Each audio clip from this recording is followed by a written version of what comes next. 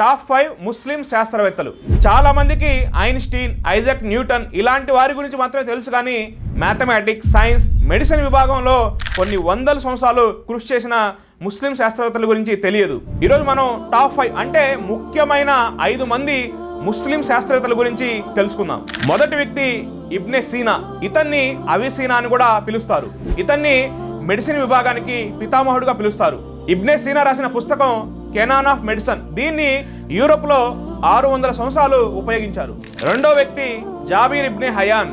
ఇతన్ని father of కెమిస్ట్రీగా పిలుస్తారు. Chemistry విభాగానికి పునాదులు వేశాడు. ల్యాబ్లో ఎన్నో ప్రయోగాలు చేశాడు. మూడో వ్యక్తి అల్ జహరవి.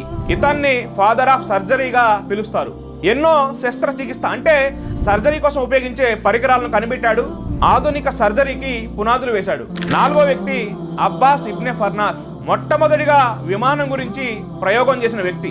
జాన్ రైట్ బ్రదర్స్ కంటే కొన్ని వందల సంవత్సరాల ముందే విమానం గురించి ఎన్నో ప్రయోగాలు చేశాడు. ఈ రోజుల్లో మనం విమానంలో తిరగలుగుతున్నామంటే దానికి పునాదులు వేసింది అబ్బాస్ ఇబ్నె ఫర్నాస్ అనే ముస్లిం శాస్త్రవేత్త. ఐదో వ్యక్తి అల్ బిరూని. ఇతను భూమి గుండ్రంగా ఉందని నిరూపించాడు. ఖగోళ శాస్త్రం, భూగోళ శాస్త్రంలో ఎంతో కృషి చేశాడు.